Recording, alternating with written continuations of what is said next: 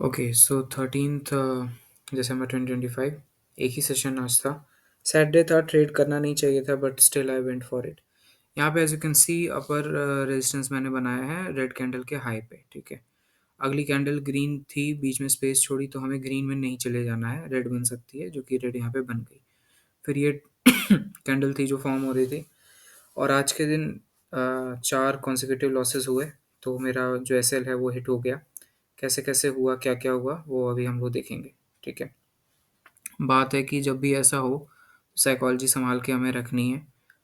SL hit होने के बाद जो थॉट्स आते हैं हमारे दिमाग में, वो बहुत ही ज़्यादा मैटर करते हैं ये डिसाइड करने में कि हम लोग पूरा दिन उस एसएल हिट होने के बाद कैसे बिताएंगे, पूरा दिन अपने लाइफ में और आगे के जो भी ट्रेडिंग सेशंस हैं उसमें।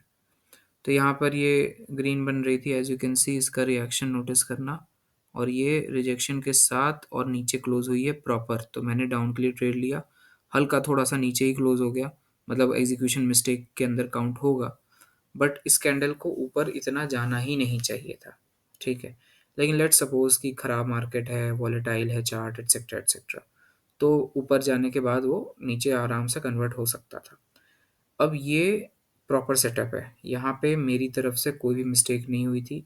कैंडलस्टिक साइकोलॉजी में रिजेक्शन है, कैंडलस्टिक ये रिएक्शन में है, ठीक है। एक ही चीज़ है जो बहुत ही थोड़ा सा है, लेकिन वो मैं उसको नेग्लिजिबल मान रहा हूँ, कि एज यू कैन सी बहुत ही छोटा सा गैप बचा हुआ है। तो उतना कम गैप को नेग्लिजिबल ही माना जाता है, स्पेशली अगर प्राइस मतलब इतना ऊपर जा रहा हो, ठीक है। तो मतलब वो रिजेक्शन अच्छा खासा दे ही देता है। लेकिन यहाँ पर एज यू कैन सी वो ऊपर क्लोज हुआ और बहुत ही अच्छे से ऊपर क्लोज हुआ, ठीक है। अब उसके बाद गैप डाउन हो गया। इसके बाद यूजुअली होता है कि अगर पिछले कैंडल में आना चाहिए था एक रिवर्सल कैंडल और नहीं आया, तो अगली कैंडल रिवर्सल बनती है। तो ये रेड कैंडल जो बन रही है वो फाइनली में रेड ही क्लोज होती है। But at the same time इसने गैप डाउन भी किया है, तो मैं रेड के लिए मैं गया भी नहीं, क्योंकि नहीं पता ना कि वो गैप डाउन अगर हुआ है, क्या पता वो रेड बनने वाली थी लेकिन गैप डाउन की वजह से वो हो गया। तो खैर वो जो लॉस हुआ वो प्रोबेबिलिटी फैक्टर की वजह से हुआ। यहाँ पे दूसरा चार्ट है ऑड एनजेडी का, यहाँ पर एक कैंडल में चार पांचवा कैंडल आया नहीं था, ठीक है। और वो रिजेक्ट होकर उसके ऊपर ही क्लोज हुआ था। मन कर रहा था कि डाउन के लिए ट्रेड ले लूँ, लेकिन फिर भी मैंने उसको छोड़ दिया कि ज़रूरी नहीं है ना, क्योंकि अच्छे से ऊपर ही क्लोज हुआ है वो। तो लेकिन एज यू कैन सी वो फेक ब्रेकआउट वाला सिनेरियो यहाँ पे बन रहा था, ठीक है। अब मेरे दिमाग में एक तो ये बात आने लगी कि ये अगर इसके इस जो रेड कैंडल का जो ओपन है उसका लेवल को ब्रेक किया, रेजिस्टेंस लेवल ब्रेक किया है, तो वापस से अगर री एंट्री करता है और प्राइस पहले ऊपर जाती है, तो मैं डाउन के लिए एक रिजेक्शन ट्रेड लूँगा। ये मैंने सोचा था, ठीक है। लेकिन कंडीशन यही है ना कि जो रेड कैंडल ये बन रही है उसको स्ट्रांग बनना चाहिए था, ठीक है।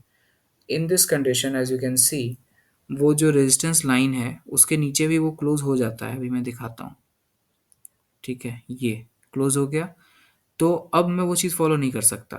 अब मैं यहाँ पे डाउन का ट्रेड नहीं लगा सकता, लेकिन मैंने लगा दिया था, ठीक है।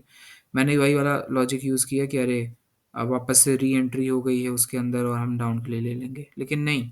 क्यों? क्योंकि पिछला कैंडल वीक है, बिल्कुल भी हम लोग नहीं ले सकते। पिछला कैंडल बहुत वीक है रेड का, इवन दो वो उसके अंदर क्लोज हुआ है, लेकिन हम लोग नहीं ले सकते। भले इसके बाद रेड बन जाए, ठीक है, लेकिन हम लोग नहीं ले सकते।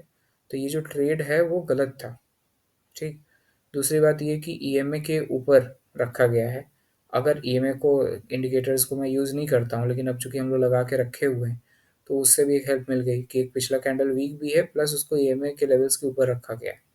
तो कोई गारंटी नहीं है कि वो रेड बनेगी। ग्रीन आराम से बन सकती है, ईएमए का सपोर्ट लेके वहाँ पे ग्रीन बन सकती है। और वही वाली बात है कि वो पिछली कैंडल जो थी वो वीक थी, ठीक है। और हाँ, ये कह सकते हैं कि बायर्स की पोजीशन नीचे थी, ये थी वो थी, but as you can see वो ग्रीन बन गया, ठीक है।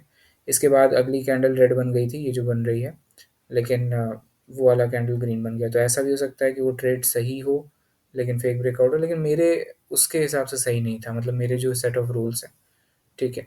फिर अब आते हैं यहाँ पे, as you can see left में एक बड़ी सी रेड कैंडल है जिसके ओपन पे मैंने ये ग्रीन वाला लेवल लगाया हुआ था। सिंपल था कि इसके नीचे अगर प्राइस वो क्लोज कर देगी रिजेक्शन के साथ, कैंडलस्टिक रिएक्शन में भी, साइकोलॉजी में भी, तो मैं डाउन के लिए ट्रेड लूँगा। सेटअप ऑलरेडी क्लियर था। अब होता क्या है कि गैप अप गैप डाउन मैंने बहुत अवॉइड किए हैं इस सेशन में भी और इसके पहले में भी। जहाँ पे भी गैप अप गैप डाउन होते थे मैं वहाँ पे बहुत ध्यान देता था, ठीक है। और मैंने खुद से बता के भी रखा था कि अगर गैप अप गैप डाउन हो जाए, जहाँ मुझे सेटअप जिस सेटअप पे ट्रेड में ले रहा हूँ उस सेटअप पे अगर गैप अप गैप डाउन हो जाए, तो या तो मैं उस ट्रेड को छोड़ दूंगा, और या तो जो गैप अप गैप डाउन का नॉलेज है एग्जिस्टिंग उसके हिसाब से ट्रेड लूंगा। तो उस हिसाब से पहले देखते हैं यहाँ क्या होता है। ओके, तो गैप डाउन हो गया, ब्रेक की है उस लेवल को कैंडल, बट गैप डाउन हो गया, एग्जैक्टली उसी लेवल के नीचे हुआ। एकदम ही श्योर था कि इसको रेड के लिए बनना है, मतलब जो गैप डाउन हुआ है वो ऊपर का कोई लेवल तोड़ने के लिए नहीं हो रहा है, वो नीचे ही जाने के लिए हो रहा है, ठीक है। नीचे एक रेजिस्टेंस लेवल है। एक पल के लिए मान भी लेते हैं कि पिछली कैंडल ने कहीं स्ट्रगल किया था, ऊपर कोई लेवल था जिसको ब्रेक नहीं कर पाया, तो ये वाला जो गैप डाउन है उस लेवल को ब्रेक करने के लिए हुआ, बट वो कंडीशन होती है कि वो जो गैप डाउन है वो उस लेवल का नहीं होना चाहिए जिसका ऑलरेडी ब्रेकआउट कर चुकी है पिछली कैंडल, और उस लेवल पे हो गया, ठीक है। अब मैंने डाउन के लिए ले लिया, बट ये वाला भी ट्रेड इसमें भी वो बन गया, ग्रीन ही बन गया था। तो इसके पीछे का रीज़न ये भी हो सकता है कि सैटरडे की मार्केट है तो वो रूल फॉलो नहीं कर रहा है। लेकिन बात ये है कि हमें इस पे फोकस नहीं करना है कि ये ट्रेड हमने सही लिया और जो फर्स्ट ट्रेड लिया था वो भी सही लिया था, दोनों ही कैसे लॉस हो गया, तो अब मैं कुछ भी कर दूंगा ट्रेड, ऐसा नहीं करना है। हमारा ध्यान होना चाहिए सेकंड ट्रेड पे, जो हमने गलत लिया और वो फिर लॉस भी हुआ। जो हमने सही ट्रेड लिया और वो गलत हो गया तो इट्स ओके, क्योंकि वो प्रोबेबिलिटी फैक्टर के ऊपर है। लेकिन जो हमने गलत ट्रेड लिया और वो गलत हो गया, तो उसके लिए तो हमें वो करना पड़ेगा ना, उसमें हम लोग कुछ नहीं कर सकते। और वेट, ओके, यहाँ पे सपोर्ट नीचे मैंने बना दिया था, लेकिन ये सपोर्ट एक्चुअली गलत था, क्योंकि एज यू कैन सी वो सेम लेवल से बायर्स नहीं आ रहे हैं नीचे।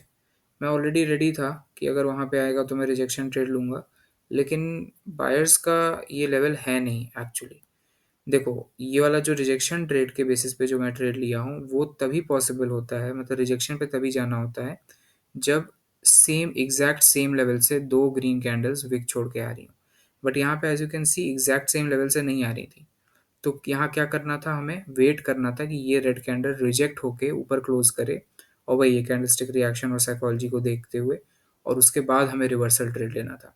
यहाँ रिजेक्शन ट्रेड नहीं बनता है, तो ये ट्रेड भी मेरी गलत थी। तो हम लोग देखें तो सेकंड ट्रेड और फोर्थ ट्रेड हमारी गलत थी। फर्स्ट ट्रेड और सेकंड थर्ड ट्रेड हमारी सही थी, लेकिन वहाँ पे प्राइस एक्शन काम नहीं किया यहाँ पे, और ये इमोशंस की वजह से मैंने ये गलत ट्रेड ले लिया। तो इमोशन कहीं ना कहीं वो कर दे रही है हम लोग को, ऑल्टर कर दे रही है हमारा दिमाग। जैसे सेकंड ट्रेड में तो बस हड़बड़ी में घुस गया, क्योंकि चाहिए था ट्रेड भाई, और वही था कि एक विन निकालना है मुझे किसी भी तरीके से, तो वो पॉसिबल नहीं था। खैर, आते हैं ट्रेड हिस्ट्री पे। यहाँ पे मैं रिफ्रेश कर दे रहा हूँ, ये तो कल का था जहाँ पे मेरे 4 लगातार विन्स हुए थे, और ये आज का है जहाँ पे 4 लगातार लॉसेस हुए हैं। तो ये बहुत ही ईज़ी है, इस पे दिमाग नहीं ख़राब करना है। ये वीडियो को थोड़ा सा लंबा मैं कर रहा हूँ, यहाँ पे आई गेस वाइट स्क्रीन दिख रही होगी आप लोग को। तो ले दे के बात यही है कि साइकोलॉजी अपनी शांत रखनी है। एसएल हिट हुआ है, उसको एक्सेप्ट करना है। मिस्टेक्स पे ऑब्सेस नहीं करना है कि कैसे हो गया, ऐसा नहीं होना चाहिए था, मैंने ये गलती फिर से क्यों कर दी, इसमें एनर्जी वेस्ट होती है।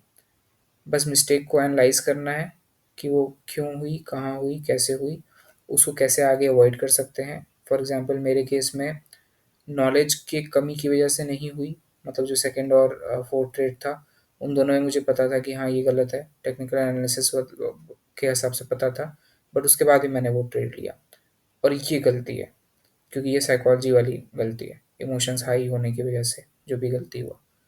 और दूसरा हम लोग इसमें आई गेस मैं इम्प्रूवमेंट ये कर सकता हूँ कि वीकेंड्स में मैं ट्रेड करना छोड़ दूँ। तो या दैट्स इट।